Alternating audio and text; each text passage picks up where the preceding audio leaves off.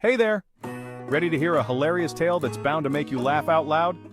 Gather around because today I'm going to tell you about the greedy hyena.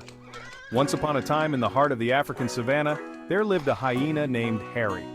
Now, Harry wasn't your average hyena. He had an insatiable appetite and a knack for getting himself into all sorts of trouble. One sunny afternoon, Harry was feeling particularly hungry. As he wandered through the grasslands, he stumbled upon a huge, juicy bone. Jackpot, he thought. But being the greedy hyena he was, Harry didn't just want the bone, he wanted more. He sniffed the air and followed the scent to a nearby village. There he saw a butcher's shop with an array of delicious meats hanging outside. Harry's eyes widened, and his mouth watered as he imagined devouring everything in sight. But there was a problem. The butcher had a ferocious dog guarding the shop. Harry needed a plan. He decided to put his sneaky skills to the test.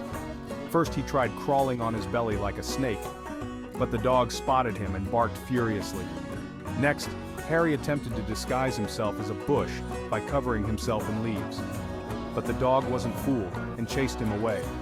Determined, Harry decided on a new approach. He found a nearby mud puddle and rolled around in it until he was completely covered.